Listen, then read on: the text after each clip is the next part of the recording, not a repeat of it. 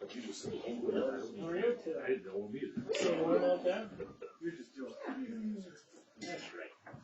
Mr. Call the order of the meeting order for the pledge.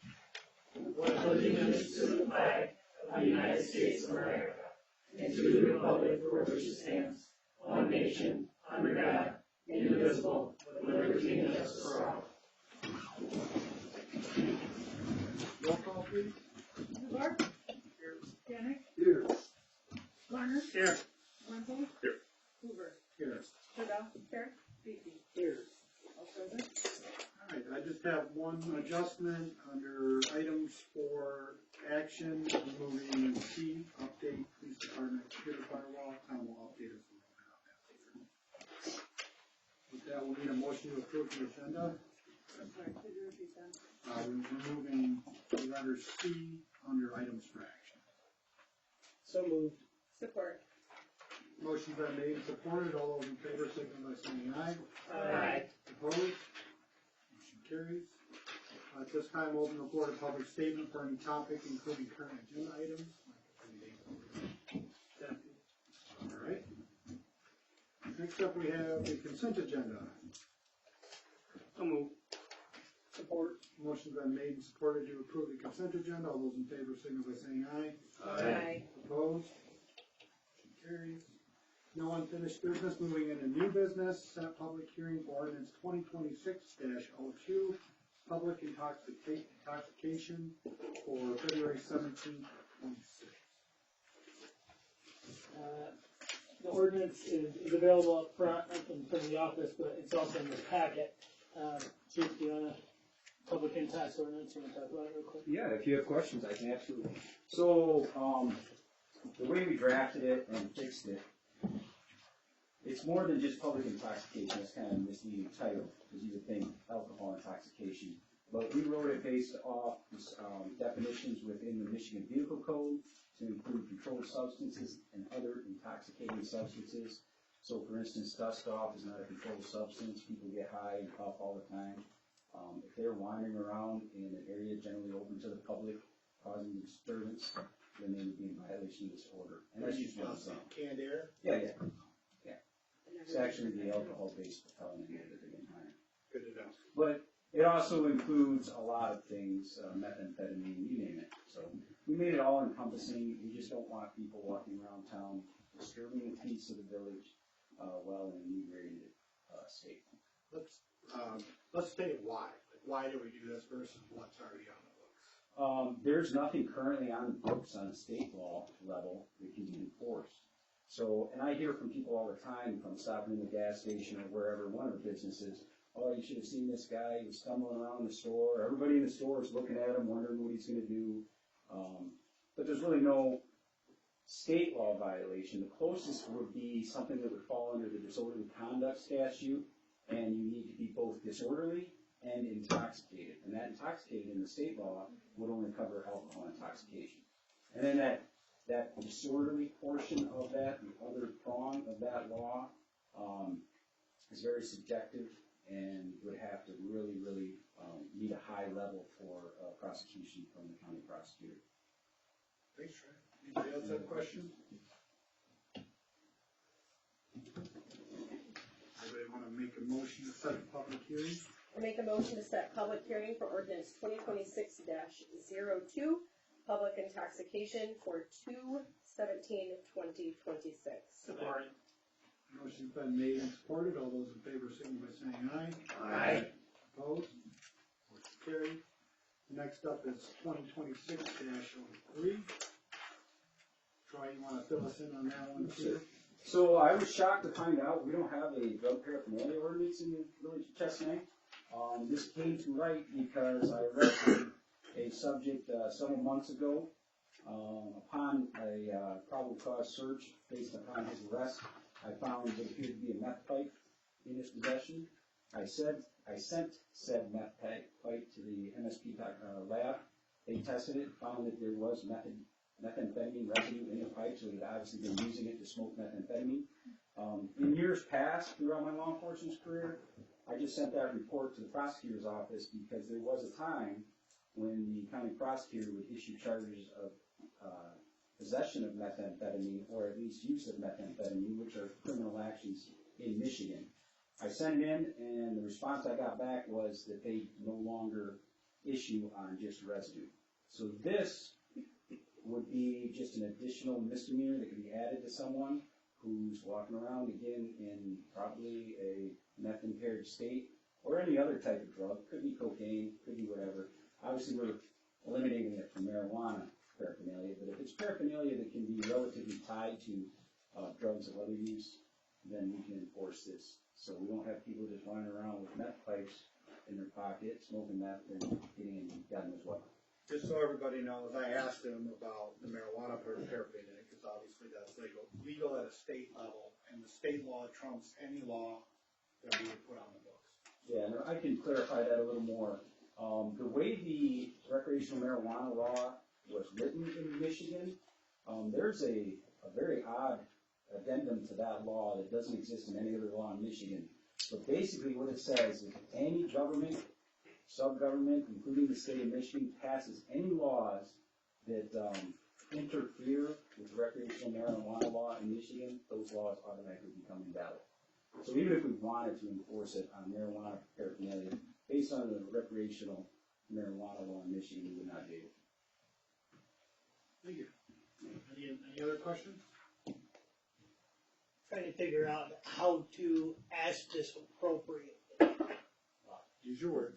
Well, Just don't swear, you're good. no, Throw it out there. okay. So essentially, we're not necessarily going to just be looking for these things. The point of the ordinance is for actions or paraphernalia found on other actions. Yes. We still operate under the Constitution. We can't just see someone walking down the street and go shake them down for paraphernalia. That's why I said I'm Right. trying to find the right Yeah, this is way going to add into if they're in a business and the business wants them out, maybe they're trespassing, whatever the reason, and through a consent search or a probable cause pat down, we find these items, then we can throw a misdemeanor charge on them that we would not otherwise have. Yeah. Yeah. That's why I said, I mean, it's what made sense, but it was just trying to find the right way to, not say, hey, you're just gonna stop somebody in cold. Constitution still applies. This ordinance won't override it. Yeah, not what I was asking, but what I was asking. Yes. So, okay. Any other questions?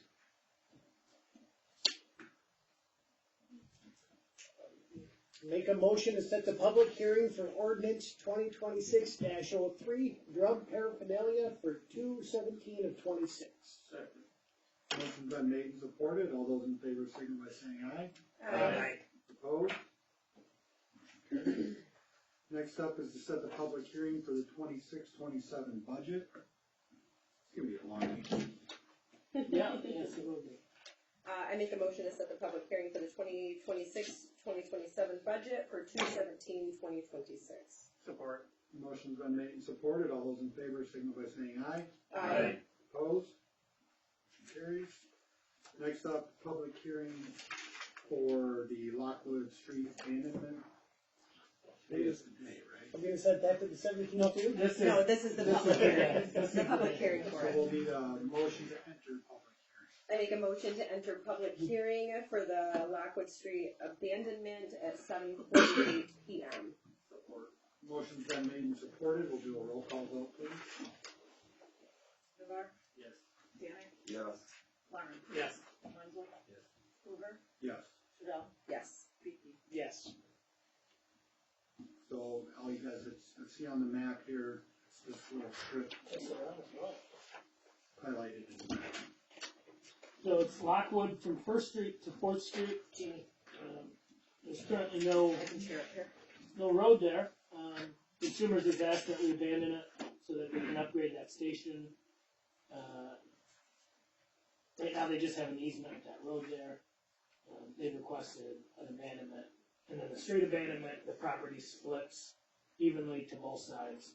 So half of that street would go to consumers, the other half would go to the people who own the house, two houses north of that. This is west of First Street, all the way to Fourth Street.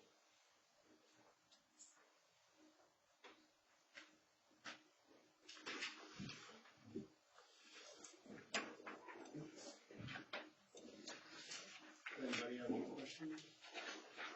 Public have any questions?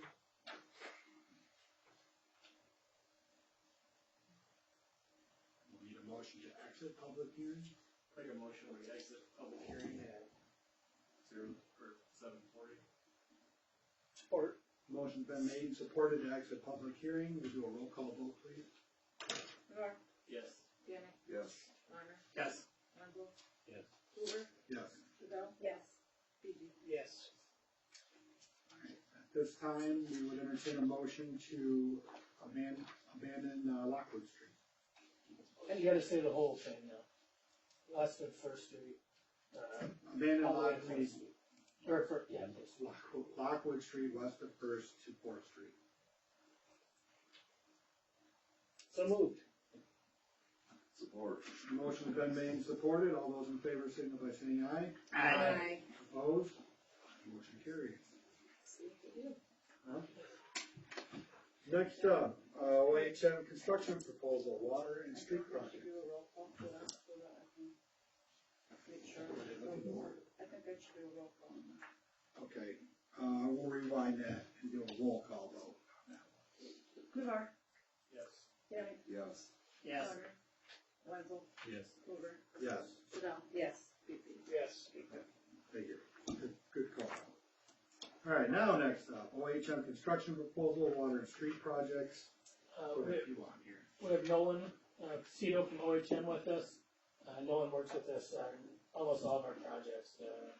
He's come today to talk about water and street, projects and the OHM proposal that you have in front. Thanks, man. Take it away, Nolan.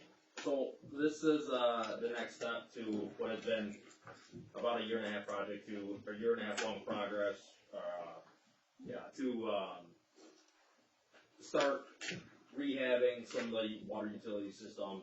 We know from previous studies, record drawings that the system is, a lot of the system is nearing its useful life, expected useful life. Some of the water mains are undersized. So we've been working, we went through the rate study, came up with projects, capital improvement projects, look at the road infrastructure and started stacking those projects together to figure out where the core areas that we need to replace are. This proposal would be the next step to get funding for doing those projects. It's a USDA funding mechanism, so we have to put together a preliminary engineering report. We'd be working with the village, a company that would be doing SHPO, which is a separate contract. I'll explain that in a second. Among a few other agencies to get this application together. There is a possibility for grant funding that analysis would be done by USDA at the end of the application. But ultimately, this is the next step to get that funding locked up to replace the water main. There's a separate component, there's a separate proposal that's going to be on the agenda tonight, and I can talk about that briefly now. We're generally cover SHPO as a sub to us through our projects. For an efficiency to the village, we're having that contracted separately with a company that we use regularly for this. What SHPO is, it's a state historic preservation office. Because USDA funds are federal, we have to adhere to federal guidelines for funding mechanisms, which includes NEPA and doing the analysis to make sure that we're not infringing on any historical features within the community, whether it be buildings, landmarks, parks, things of that nature. So, Especially in this area for us as Native American, artifacts and things like that. yeah, so there's likely a tribal review of what will be, the areas that we'll be working on as well. This process, we anticipate taking a few months. We're hoping to have everything over to USDA in June, and have a determination by middle of September as to whether it will be funded or not. Any questions?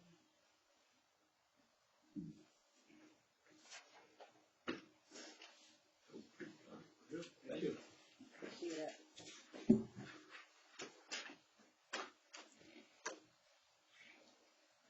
motion to accept these projects? So, support. Motion's been made and supported to accept these streets and water projects. All those in favor signify by saying aye. Aye. Opposed? Motion carries.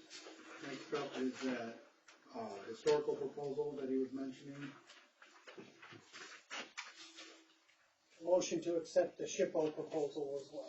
Support. Motion's been made and supported. All those in favor signify by saying aye. Aye. Opposed? Motion carries. Next up, 1258 East Liberty requesting to install a septic field. We have Garrett Bishop here today. Garrett's back there. If you want to stand up, Garrett, you're more than welcome to. Garrett is building a home on, just 1258 East Liberty. He's located in an area where there is no reasonable distance to a sewer main.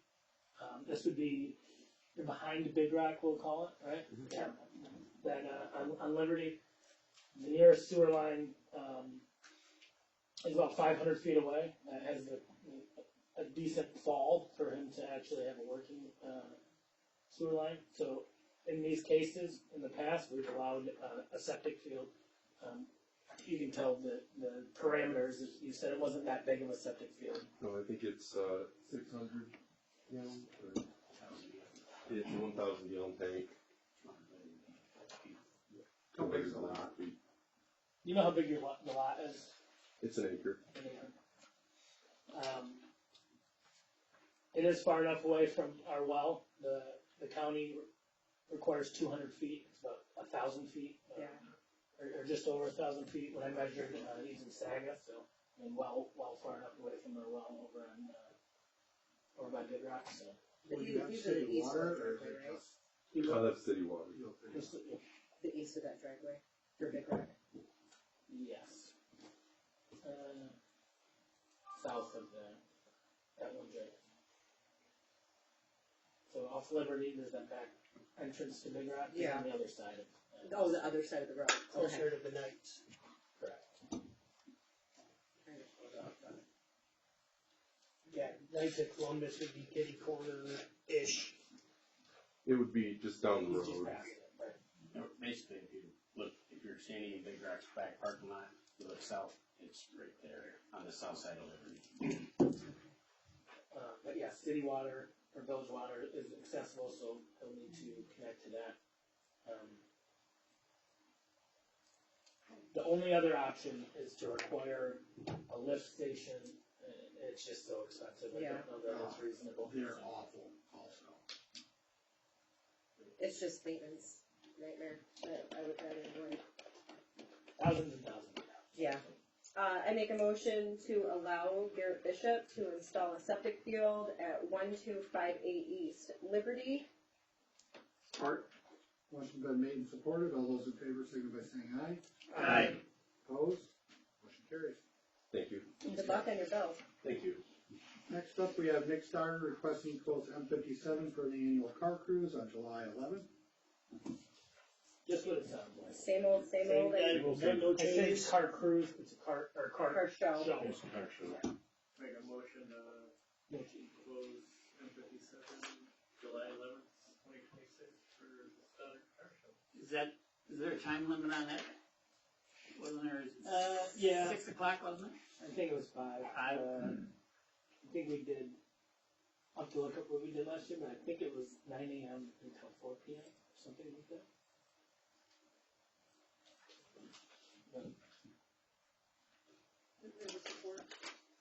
Support. Motion's been made and supported to close M57 for the annual car show on July 11th, 2026. All those in favor signify by saying aye. Aye. Opposed? Motion carries. So come on out to the car show, it's fun. Next up, we've got appoint Tina Powell to Planning Commission.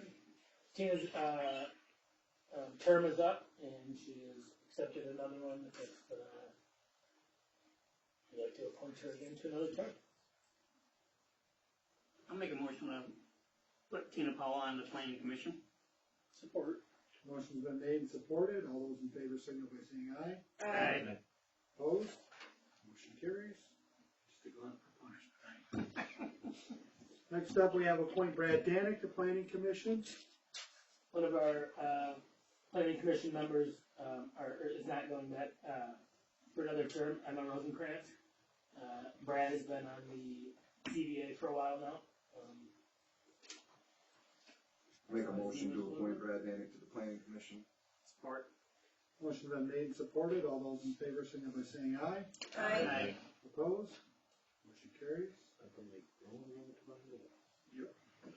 Next up, we've got appoint Jennifer Novak to zoning board of appeals. With Brad moving off ZBA, we have a place open on the ZBA, and Jenny has expressed interest through her, the form she sent, for the committee interest, to join the ZBA, and I think she'd be great. Motion, we appoint Jennifer Novak to zoning board of appeals. Support. Motion's been made and supported. All those in favor signify by saying aye. Aye. Opposed? Motion carries. Welcome, Jenny. Welcome, Jenny. Good luck. Committee reports, infrastructure, No meeting yet. finance and admin. Had a meeting tonight, went over the budget. Good luck. Public safety, no meeting. CDA. We met the 14th. Basically paid bills, talked about putting more attention on the boulevard, mowing and flower types, stuff like that. And that was pretty much it. Next week. I believe chamber meets this Thursday. You're right. Planning commission. No meeting? Next week, Oh, we got one next week. All right. Airport. No meeting, they're gonna have, March. March, I believe, will be the first meeting for 2026. They had their dinner, my assistant was there, so I don't know the report. Okay. I don't want to talk to us. Relaxing. This is sign up. Fireboy? We had 4 runs, bringing a total of 9 now for the year. We had a Christmas party on Saturday, training. We presented Scott Falls with a 40-year plaque for his service so far. John and Donaldson and Janelle Uska got their plaques for 25 and 24. John had 1,731 calls, and he put in 2373.6 hours in those calls. That's not counting the maintenance and training. Janelle had 1,255 calls and had 1,938.8 hours in calls. So, next, they're going to be put on third alarm, so we do need somebody that'll come back for that, for a big fire in that. Hopefully not. CPR trainings in February, the 1st and 2nd. Tri-Township covered us while we had our party, and they had 9 guys over here manning our station at the time. Let's see, and the next fire board meeting is February 11th at 6 o'clock. And I do have an update report for the 2025. I'll pass it around so you guys can look at it. Please, Bill. Task force. Meeting next week, January 27th. Parks committee. No meeting. Council member statements. Oh, something needs to be known. People need to stop using Mike Greenfelder's driveway to access the village brush pile to dump their crap. I agree. He is using a means to try to stop that, but apparently it's not working. They're not coming to get the key to go through the gate, they're just deciding to use his nice paved and then cut across the grass to, Well, it's currently closed, so nobody should be using it at all. so, well, they are. And by the So, way, just Can they be notice that trespassed anybody's, for doing that? Huh? Can they be trespassed? We should find a police officer and see if he knows. Do we know anybody? I mean, that'd be terrible if they're wrecking his yard. Well, Or just, I mean, driving across the asphalt, like you're gonna break the edge off from the weight of the vehicles and trailers, like. told me about it, and he's made to put something out there to kind of stop it, but boards with nails in them. Something along those It's still hard to get cameras. And by the way, this is our Christmas present for the fire department and the fire board, is these sweatshirts. Very nice. Yeah, thanks, Bill. Is that it, Keith? Yeah. Next up, those Chefport administrator.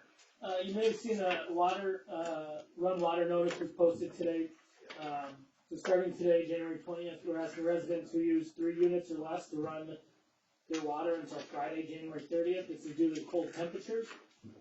When running water to prevent frozen pipes, you want to use the faucet farthest from where the water enters your home. And the water only needs to be run at a pencil lead thickness, so it doesn't need to be much water running.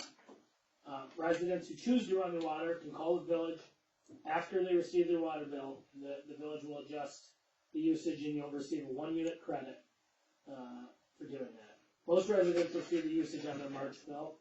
This, of course, is if water is moving through it, it's way less likely to freeze, and these temperatures are brutal, as we all know, because we're outside. It's a lot of fun to the pipes too. Right, it keeps it. So if you run the water, just a pencil lead thickness, please make sure after you receive your bill to call and we will credit you a unit. The police department needed to upgrade their firewall so that we can connect better with the state and county systems and also retrieve old reports when FOIAs happen or when we need to look up old reports.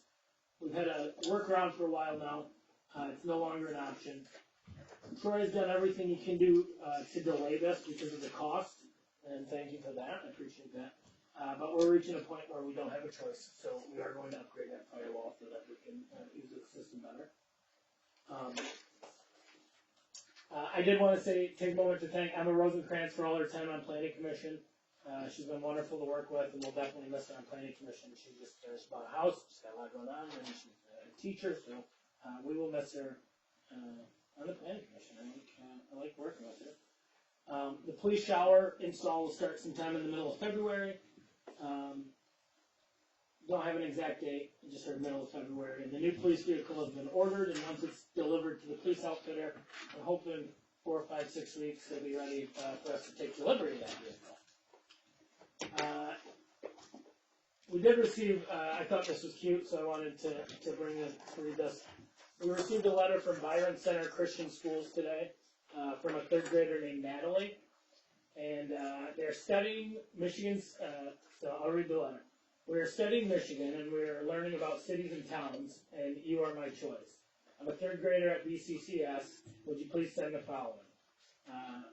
When did Chesaning begin? Who is your first settler? What's the population? Can you send a map of your city or any other interesting info?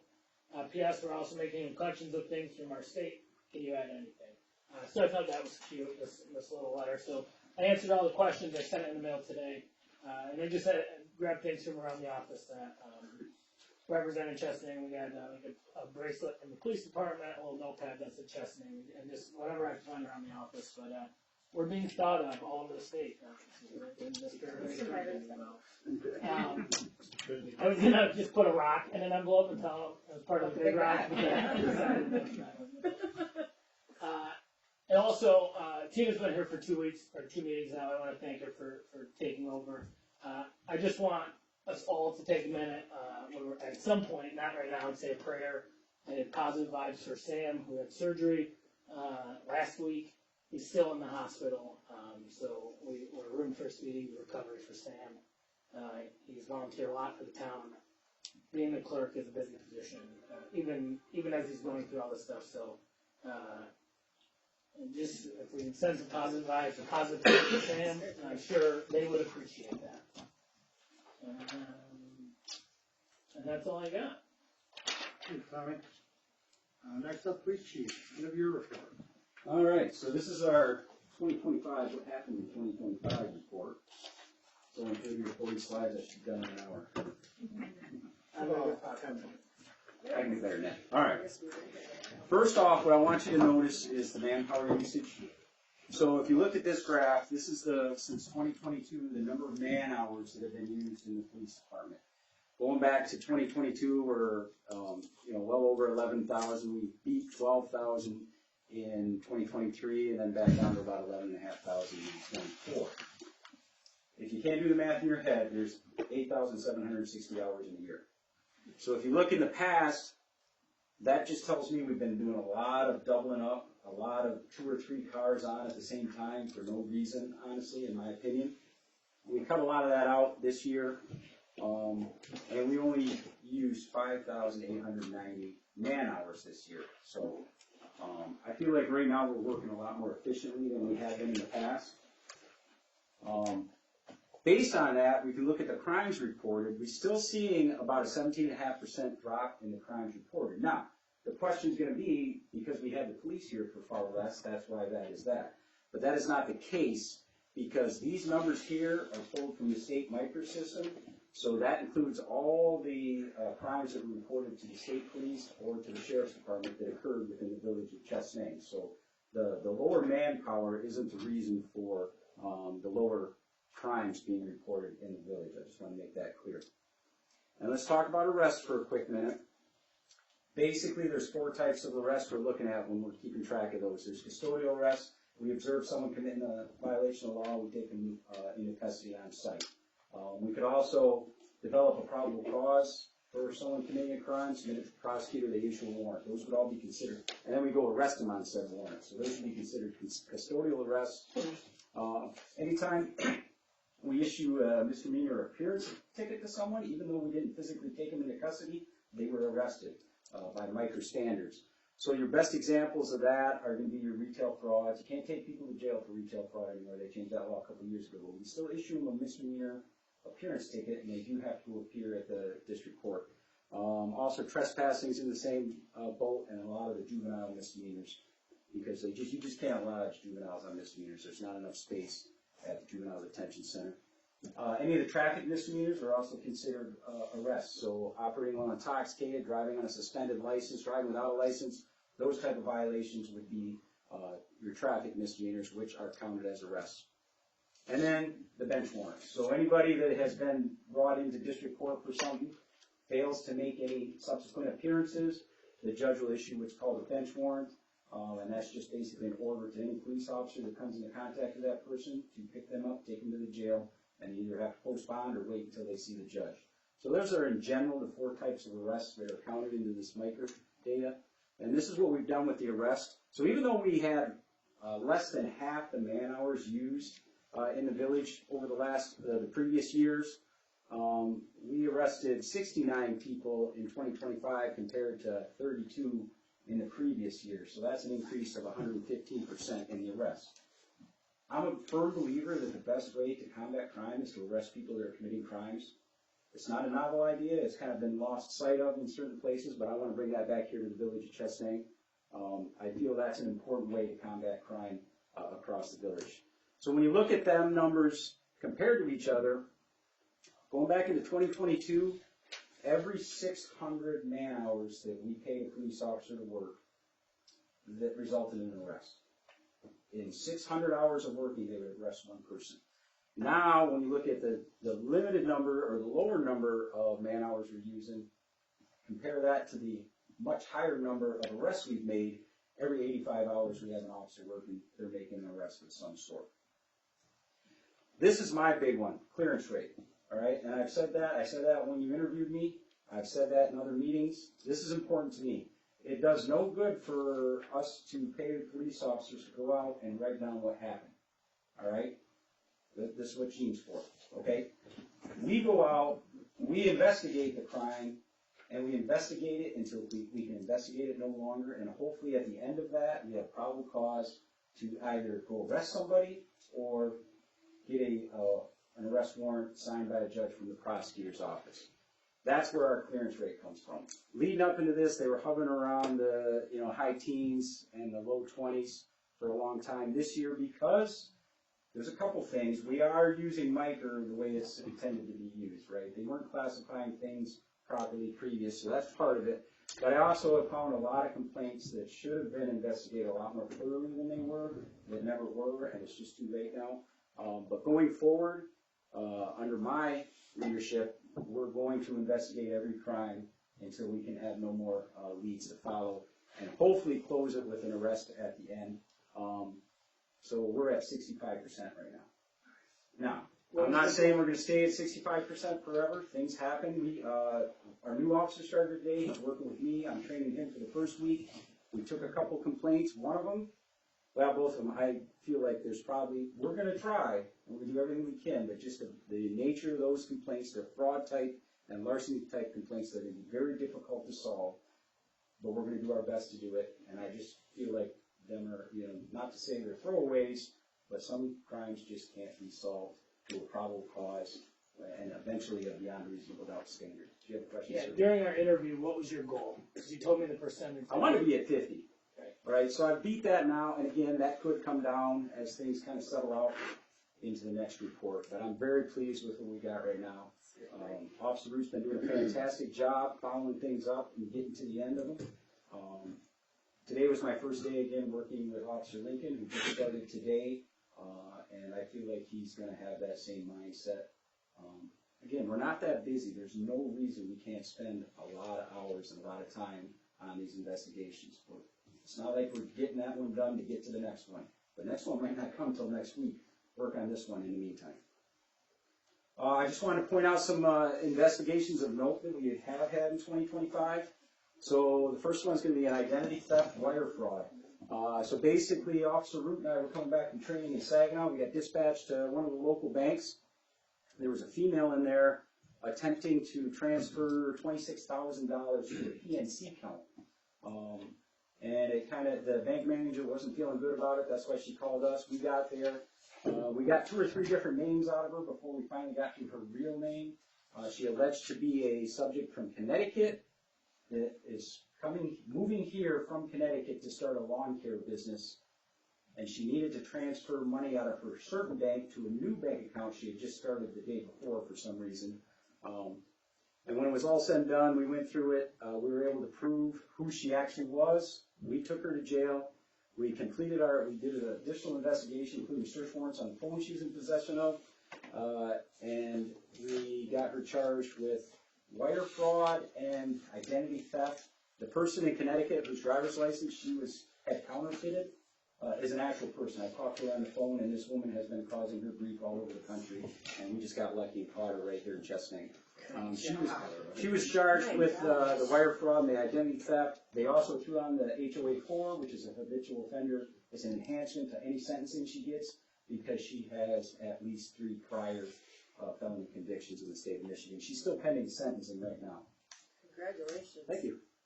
Next is an embezzlement of a vulnerable adult. This is one Officer Root's case. He got this complaint.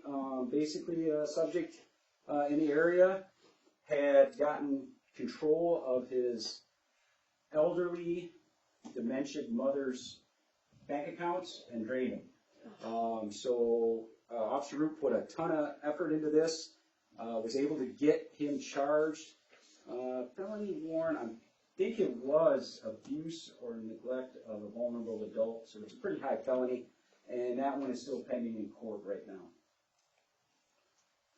Next is a felonious assault, MDOP. This is another Chad Root special. Basically, someone lives in one of the apartments in the village. She was assaulted by her neighbor, and then he came in and, for whatever reason, destroyed her television, kicked it, broke it, caused some more damage in the apartment. He was gone upon Officer Root's arrival, but due to his diligence, he was able to track him down 3 or 4 hours later, and when he did track him down, turns out he was drunk. So not only did he arrest him for the assault, it was actually an aggravated assault, plus the malicious destruction of property, and the operating while intoxicated. So we leave no stone unturned. Throw it all on there. He pled guilty. I think he spent about 6 or 7 months in jail before it was all said and done. I believe he's out now, because this happened early when I first got here. Counterfeit bills. One of the local businesses ended up with 5 counterfeit $50 bills in their till. In and of itself is alarming enough, but Officer Root, again, dug into this one deep, and he was able to prove that not only he arrested the subject who passed the counterfeit bills, but he was also able to prove that the clerk that accepted him was in cahoots with him. So both of them got charged. The clerk got charged with counterfeit bills, as well as the embezzlement, because the business that trusted her to watch the till was out money, and then the subject that actually passed and was charged with counterfeit bills. Those are both, she took a plea, he initially took a plea and then withdrew it, but I think the judge basically said you have no reason to withdraw it. So he's back in the plea process, but I believe they're both going to be convicted one way or the other. There you go. And then just some of the things that I'm just want to point out that I've been able to do this since I got here in February. I did clear a 2-year-old negative lien audit. So lien is the service we use to communicate with all the other police agencies in the state, who has warrants for who, Secretary of State, things like that. We had a negative audit here 2 years ago that nothing was ever done with, and I found this out when I got here. So that one, I spun my wheels on that one for a very long time, and I don't know who was more relieved, me or the lien auditor, when I finally cleared it, but it's cleared now, and we are 100% good and running in lien now. I did institute a monthly complaint process, which did not exist, as far as I can see, did not exist before my arrival. That's one of them ways we can help with this clearance rate, right? Because a lot of times, as I'm looking through the old case files and trying to get a handle on things when I first got here, these complaints would be taken, they'd write the report, no one would ever go back and look, did we do anything about this, right? So every month, every open investigation we have here at the village, I look at, and if there's stuff that needs to be done that has been missed, officers get busy, they forget about things, I make sure they're doing their follow-up. If there's things I can do to help that case along, I will do it during the daytime, because certain things, the follow-up during the daytime is a little more fruitful than in the middle of the night when Officer Root normally works. We did phase out the K-9 program. I did get that grant from the Office of Highway Safety Planning. That started in October. We've been utilizing that, and that includes a contract with the Township of Chesnay. And so Officer Root's been out working in the township on certain grant days. Right now, I think, I don't have the numbers. I reported the numbers to the Township Board last week, probably of note. He does have one drunk driving arrest on that, and that guy had hit something somewhere, and nobody knows where, but Chad was able to stop him before he made it all the way through Chesnay Township. And then we had a bunch of part-time officers on the books that weren't working, too busy, didn't want to, whatever, but they just sat there hanging on the books, and unfortunately we have to pay money, workman's comp, things like that for them, whether they come to work or not. So I was able to track them all down, contact them, see if they wanted to be here or not, and ultimately all of them left. And then we picked up another very dependable part-timer. So now we only have one part-timer on the books. And again, I can ask anything out of Tony. He can do it for me. And he's extremely experienced. So he's going to be an asset to the agency. 10 minutes. Marvelous. Thank you so much. Any more questions? Great work. All right, thank you. Motion to adjourn. Support. Motion's been made and supported to adjourn. All those in favor, signify by saying aye. Aye. Opposed?